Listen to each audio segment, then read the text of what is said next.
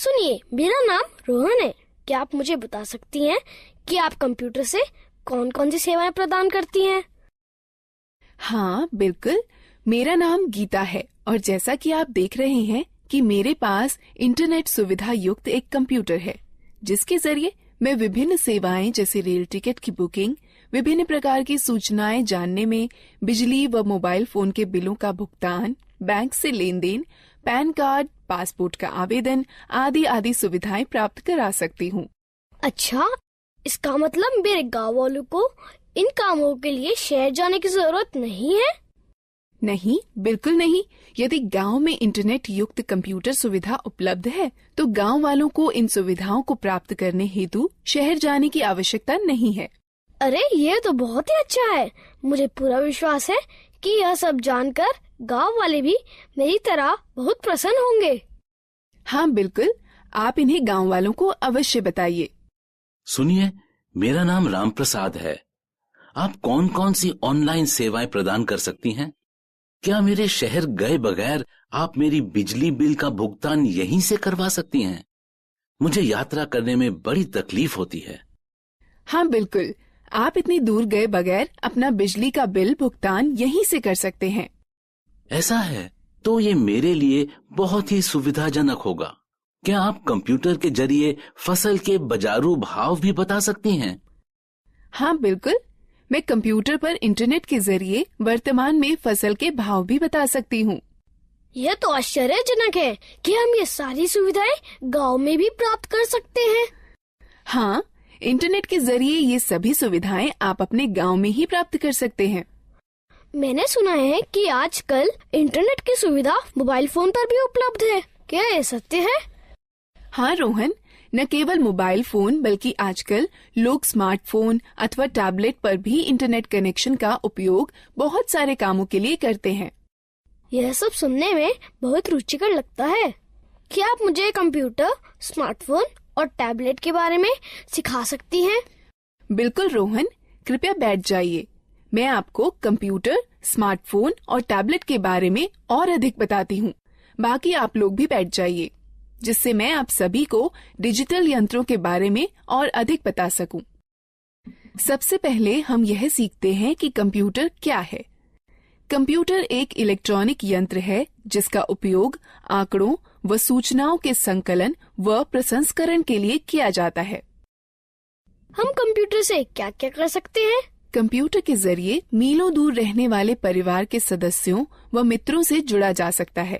Rail ticket book कराए जा सकते हैं, बैंक खाते में लेन देन किया जा सकता है, सूचनाएं एकत्रित की जा सकती हैं, खेल खेले जा सकते हैं, गाने सुने जा सकते हैं और सिनेमा पिक्चर देखी जा सकती है।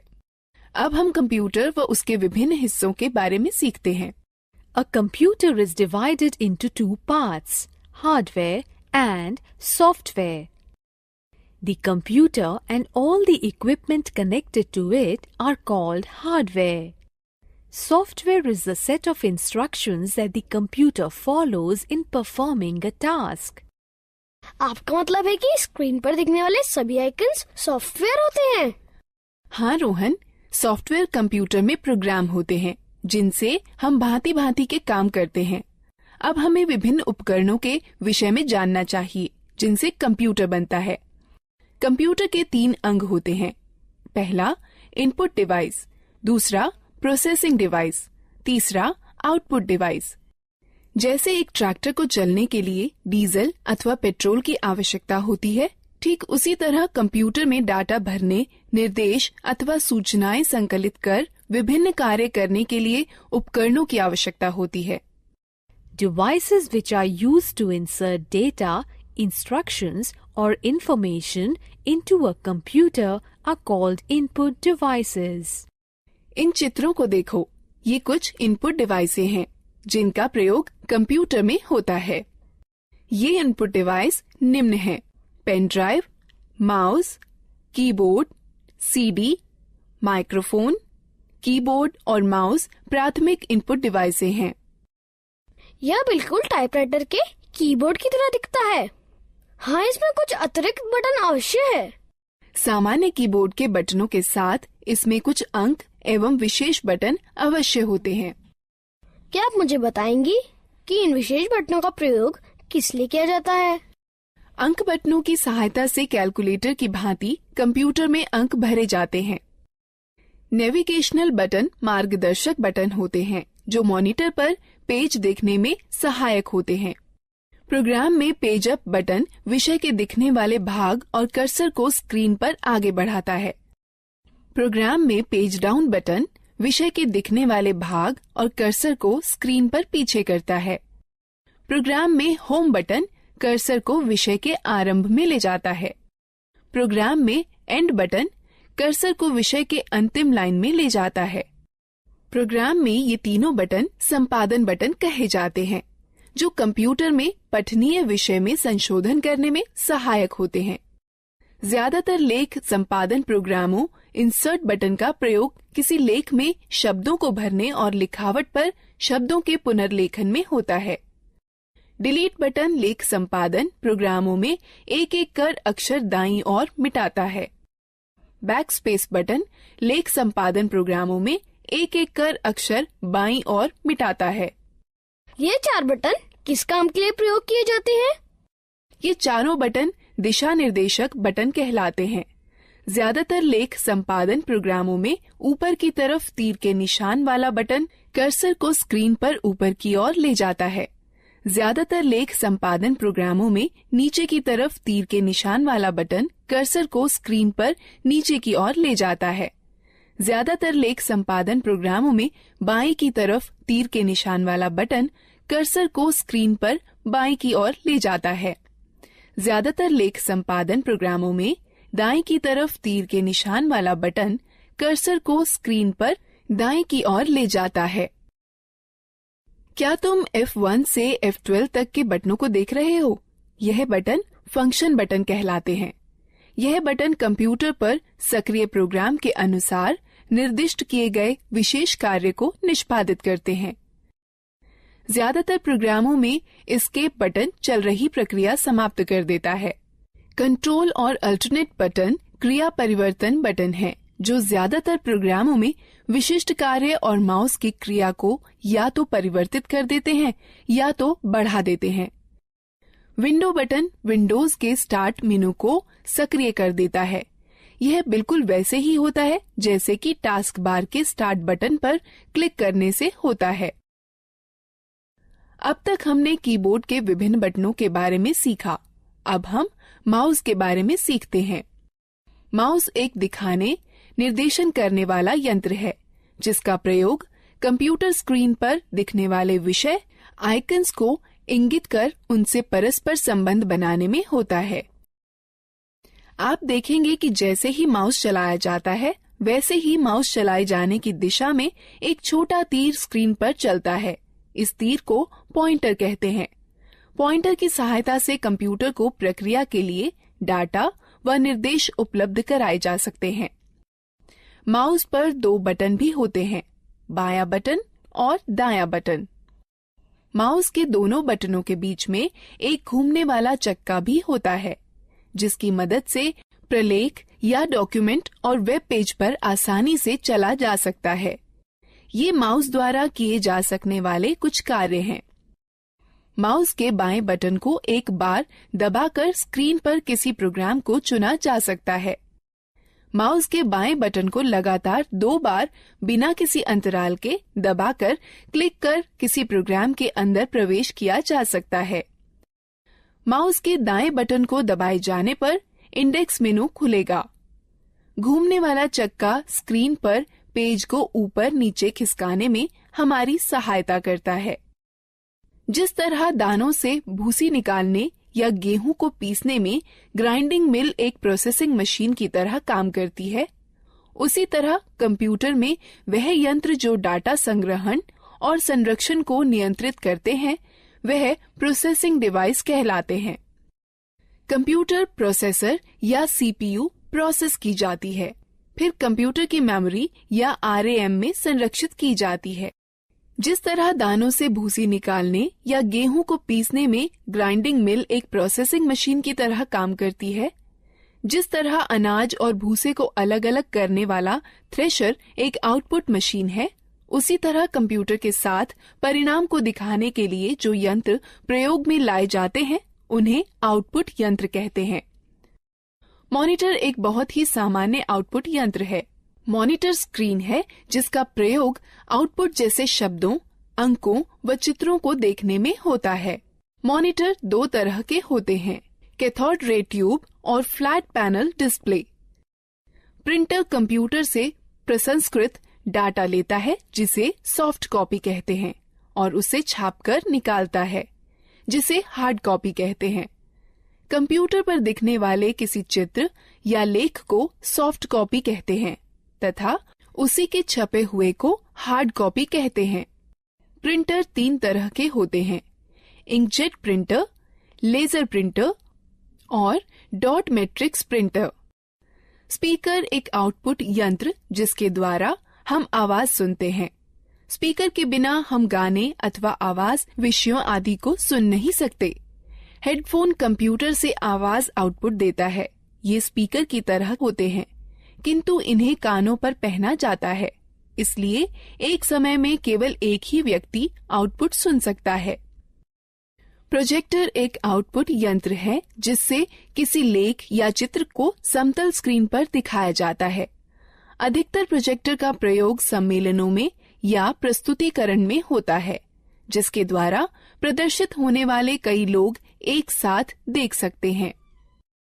अब तक हमने कई तरह की इनपुट प्रोसेसिंग व आउटपुट डिवाइसों के बारे में जाना है। अब हम लोग मजेदार गतिविधि में भाग। प्रत्येक प्रश्न के लिए सही विकल्प चुनें। सही है, अच्छा प्रयास।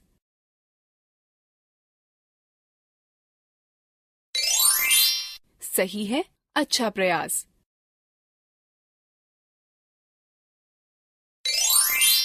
सही है, अच्छा प्रयास। सही है, अच्छा प्रयास।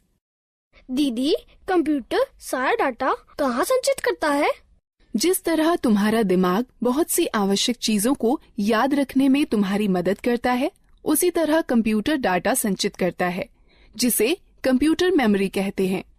कंप्यूटर की मेमोरी दो तरह की होती है, प्राथमिक अथवा मुख्य मेमोरी और द्वितीयक मेमोरी। मुख्य प्राथमिक मेमोरी बहुत तेज है, इसे रैम कहते हैं। इसका अर्थ रैंडम एक्सेस मेमोरी अथवा रैम होता है। कंप्यूटर की गति रैम पर निर्भर करती है। डाटा और निर्देश मुख्य मेमोरी में संचित रहते हैं, जहां से ये प्रोसेस कर रिजल्ट प्राप्त करने के लिए सीपीयू में पुनः प्राप्त किए जा सकते हैं। रैम वह मेमोरी होती है जहां सारे प्रोग्राम संचित किए जाते हैं। कंप्यूटर की गति रैम पर निर्भर होती है। कैश मेमोरी वह मेमोरी है जो रैम का अंग होती है और प्रोसेसर के बहुत पास होती है। इसका प्रयोग प्रोसेसिंग गति को सुधारने में किया जाता है। प्राथमिक मेमोरी सीमित होती है, इसलिए असीमित डाटा को सुरक्षित करने के लिए द्वितीयक मेमोरी का प्रयोग करते हैं। चूंकि कंप्यूटर द्वितीयक मेमोरी पर सुरक्षित डाटा को सीधे प्रोसेस नहीं कर सकता, अतः प्रोसेस करने के लिए पहले रैम पर उसकी नकल तैयार की जाती है। ये कुछ डिवाइस हैं जो द्वितीयक मेमोरी की तरह कार्य करती हैं: पेन ड्राइव, हार्ड डिस्क और डीवीडी। तो एक कंप्यूटर डाटा को अपनी मेमोरी में कैसे सुरक्षित करता है? कंप्यूटर सभी सूचनाएं केवल दो अंकों 0 और 1 में संचित करता है। एक अकेली बाइनरी डिजिट अर्थात 1 अथवा 10 को बिट कहते हैं। 8 बिट्स के ग्रुप को एक बाइट कहते हैं। इस सारणी को देखो, इसमें बिट्स और बाइट्स के बीच के संबंध को दिखाता है। निर्देश जो कार्य पूरा करने और हार्डवेयर को नियंत्रित करने के लिए प्रयोग किए जाते हैं, सॉफ्टवेयर कहलाते हैं। सॉफ्टवेयर प्रोग्राम्स निर्देशों का योजनाबद्ध क्रमवार समूह है जो कंप्यूटर को निर्देशित करते हैं कि क्या करना है और कैसे करना है। सॉफ्टवेयर दो प्रकार के होते हैं, एप्लीकेशन सॉफ्टवेयर और सिस्टम सॉफ्टवेयर। एप्लीकेशन सॉफ्टवेयर वो प्रोग्राम होते हैं जो उपयोगकर्ता को कंप्यूटर में विशिष्ट कार्य को पूरा करने में मदद करते हैं। माइक्रोसॉफ्ट वर्ड और open office draw application software के उदाहरण हैं, जो प्रोग्राम कंप्यूटर हार्डवेयर से सीधे जुड़े होते हैं। सिस्टम सॉफ्टवेयर कहलाते हैं। कंप्यूटर चलाने के लिए आपको एक ऑपरेटिंग सिस्टम की आवश्यकता होती है, जो एक सिस्टम सॉफ्टवेयर है। हमारे आगे बढ़ने से पहले इस एक्टिविटी में भाग लेते हैं। प्रत्येक प्रश्न के लिए सही विकल्प चुनें। सही है, अच्छा प्रयास।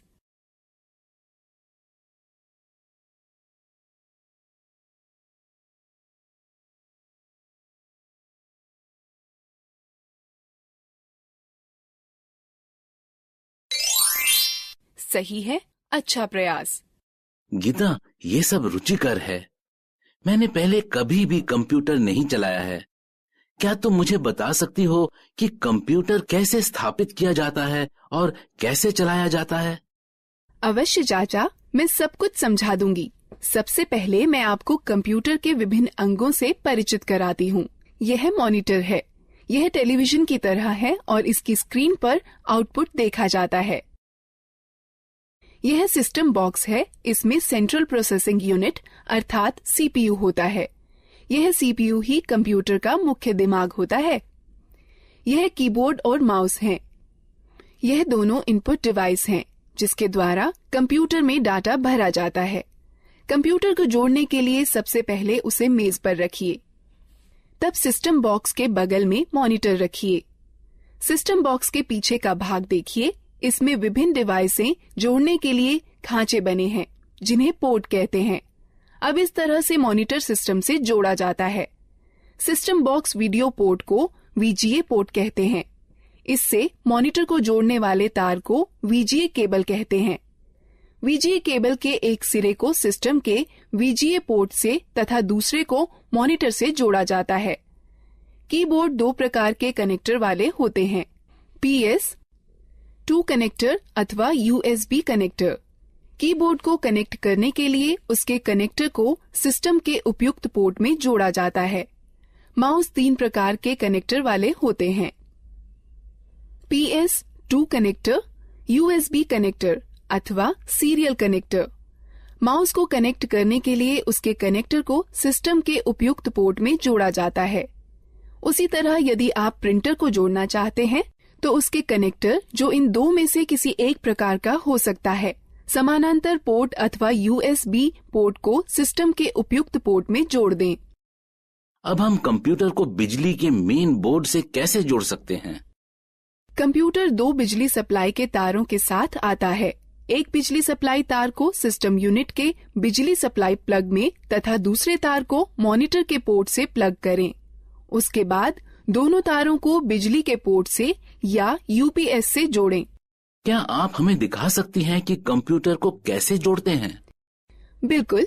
कंप्यूटर चालू करने के लिए निम्न कार्यवाहियों का अनुसरण करें। पहले सिस्टम यूनिट व मॉनिटर दोनों की बिजली सप्लाई चालू करें। तब सिस्टम यूनिट का पावर बटन दबाकर उसे चालू करें व मॉनिटर का पावर बटन दबाकर उसे चालू करें। अब कुछ क्षण इंतजार करें और देखें कि मॉनिटर पर डिस्प्ले आने लगा है। इसे बूट स्क्रीन कहते हैं। धीरे धीरे सभी सॉफ्टवेयर लोड हो जाएं तो कंप्यूटर प्रयोग के लिए तैयार है। धन्यवाद गीता। पहली बार न केवल कंप्यूटर को देखा है बल्कि उसे चालू करना भी सीखा है। हाँ, कंप्यूटर के विषय में यह सब बताने के लिए धन्यवाद दीदी। अब क्या आप हमें मोबाइल फोन व टैबलेट के बारे में भी बता देंगी? बिल्कुल रोहन, मैं तुम्हें सिखाऊंगी कि मोबाइल फोन व टैबलेट कैसे चलाते हैं। हाँ, मैं भी इन चीजों के बारे में सीखना चाहता हूँ। पहले हम मोबाइल फोन व टैबलेट के विभिन्न अंगों, कार्यों व उपयोगों के बारे में जानते हैं। जैसे आप जानते हैं कि बेसिक मोबाइल फोन एक ऐसा यंत्र है जिससे आप कॉल कर सकते हैं, कॉल प्राप्त कर सकते हैं व मैसेज लिखकर भेज सकते हैं व प्राप्त कर सकते हैं। आधुनिक मोबाइल फोनों में कई तरह की विशेषताएं होती हैं, जैसा कि इंटरनेट, खेल, कैमरा, वीडियो गेम और मार्ग निर्देशन प्रणाली। यह फोन स्मार्टफोन कहलाते हैं। कुछ मोबाइल फोनों में 2-2 सिम कार्ड एक साथ ही फिट हो जाते हैं। इन्हें डुअल सिम फोन कहते हैं। फोन के विभिन्न अंगों को देखें।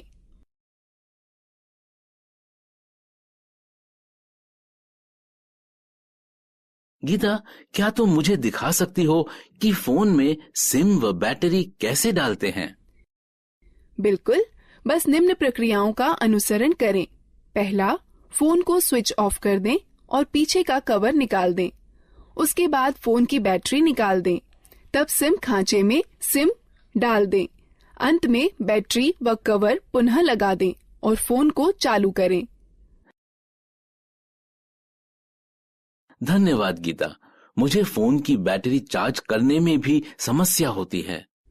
चिंता न करें, बस निम्न प्रक्रियाओं का अनुसरण करें। पहला, चार्जर को दीवार पर बिजली के बोर्ड में लगाएं। तब चार्जर को फोन में लगाएं। कुछ समय बाद जब मोबाइल बैटरी फुल दिखाए तो पहले चार्जर को फोन से निकालें, फिर दीवार से निकालें। मैं आपको सिखाती हूँ कि फोन के बटनों को लॉक व अनलॉक कैसे किया जाता है। हमें बटनों को लॉक क्यों करना चाहिए? चाचा, जब आप लंबे समय तक फोन का प्रयोग न कर रही हों तो उसे लॉक करके रखना अच्छा होता है। इसकी यह प्रक्रिया है। फोन लॉक करने के सिलेक्ट मेन्यू पर जाइए और स्टार बटन दबाइए। अब ये लॉक कैसे खुलेगा? इसे खोलने के लिए फोन का अनलॉक बटन दबाइए और तब स्टार बटन दबाइए। मेरे पास ये नया मोबाइल है और मुझे यहाँ तक नहीं पता है कि इसकी विशेषताएं कैसे देखें। आप अपने मोबाइल की विशेषताएं देखने के लिए पहले मेनू आइकन छुएं या मेनू बटन दबाएं, जिससे फोन के सारे फीचर दिखाई पड़ने लगेंगे। और पीछे जाने के लिए पीछे आइकन को छुएं या बटन को दबाएं। पुनः आरंभ में जाने के लिए होम आइकन को छुएं या बटन को दबाएं। बेसिक फोन अथवा टच स्क्रीन फोन रिंगटोन घंटी बदलने के लिए निम्न प्रक्रिया अपनाएं। बेसिक फोन के लिए पहले मेनू चुनें, फिर सेटिंग, तब टोन चुनें और फिर खिसक कर रिंगटोन पर जाएं। तब गैलरी खोलने के लिए खिसक कर गैलरी पर जाएं, जहां पर कई रिंगटोनों की सूची दिखाई देगी। अब आप अपनी इच्छा अनुसार टोन का चयन कर सकते हैं। टच स्क्रीन फोन रिंगटोन बदलने की प्रक्रिया। पहला, होम आइकन को छुएं, फिर मेनू आइकन को छुएं, फिर पर्सनलाइजेशन सेटिंग्स आइकन को छुएं, फिर सेटिंग आइकन को छुएं, फिर प्रोफाइल सेटिंग आइकन को छुएं। तब रिंगटोन या नोटिफिकेशन रिंगटोन आइकन को छुएं। तब रिंगटोन की सूची में खिसक कर अपनी इच्छानुसार रिंगटोन चुनें। तब ठीक ओके आइकन को छुएं। मैं अपने फोन में अलार्म सेट करना चाहता हूँ। क्या सुबह जल्दी अलार्म सेट करने में आप मेरी मदद कर सकती हैं? निम्न प्रक्रिया से आप स्वयं कर सकते हैं। बेसिक फोन के लिए पहले मेनू में अनुपयोग चुनें, फिर अलार्म घड़ी, उसके पश्चात अलार्म का समय सेट करके सेव चुनें, फिर खिसक कर रिंगटोन पर जाएं। यदि आप अलार्म को दोहराना चाहते हैं तो चयन के विकल्प में जा दोहराना, फिर दिनों का चयन कर संपन्न चुनें। टच स्क्रीन फोन में निम्न प्रक्रिया अपनाएं। पहले मेनू को छुएं, तब घड़ी को छुएं, तब अलार्म को छुएं, अलार्म का समय सेट करके सेव चुनें। दीदी, क्या आप हमें टैबलेट के बारे में बता सकती हैं? हाँ जरूर, मैं अभी बताने ही वाली थी। टैबलेट एक कॉम्पैक्ट डिवाइस है जो एक स्मार्टफोन अथवा एक लैपटॉप अथवा कंप्यूटर की तरह है। आजकल टैबलेट अपने सुविधाजनक आकार और फीचर के सरल उपयोग के कारण बहुत लोकप्रिय हो गए हैं। इनका उपयोग हम इंटरनेट पर ब्राउजर, मेल चेक करना, डाउनलोड और किताबें पढ़ने, गेम खेलने, वीडियो देखने के अलावा संगठक के रूप में किया जा सकता है। टैबलेट विभिन्न प्रकार के होते हैं। यहाँ पर कुछ हैं। बुकलेट टैबलेट पीसी का सबसे सरलतम रूप है, जो किताब की तरह दिखता है। इस डिवाइस के दोनों तरफ डिस्प्ले होता है और इसकी कार्यप्रणाली दोनों तरफ छूने से कार्य करती है। यह हस्तलेख को पहचानने वाला सॉफ्टवेयर होता है, जो तुम्हें स्क्रीन पर वैसे ही लिखने की अनुमति देता है जैसे कि आप पेपर पर लिख सकते हैं।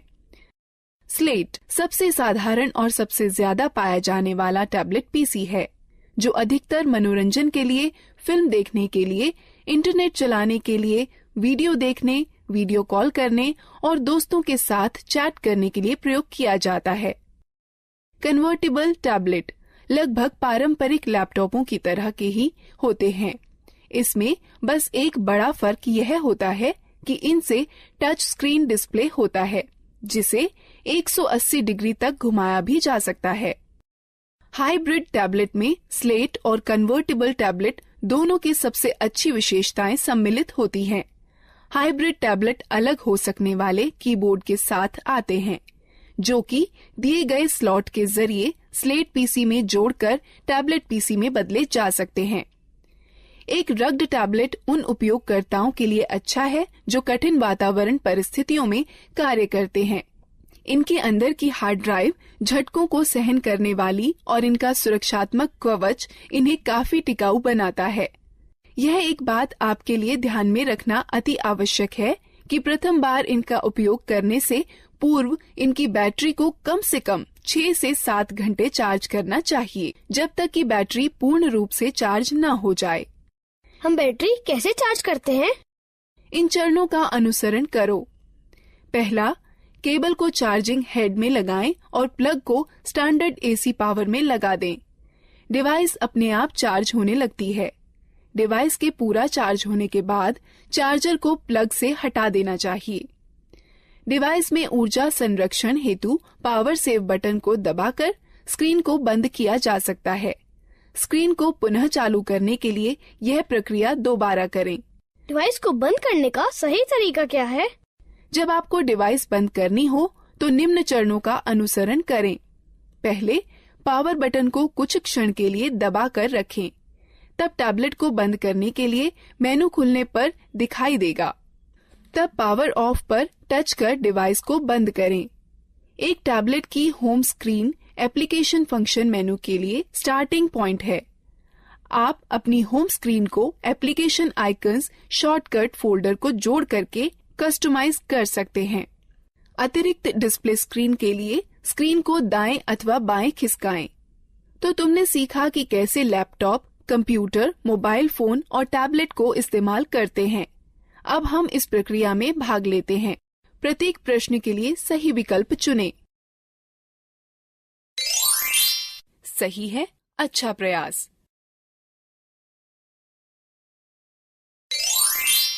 सही है, अच्छा प्रयास। सही है, अच्छा प्रयास।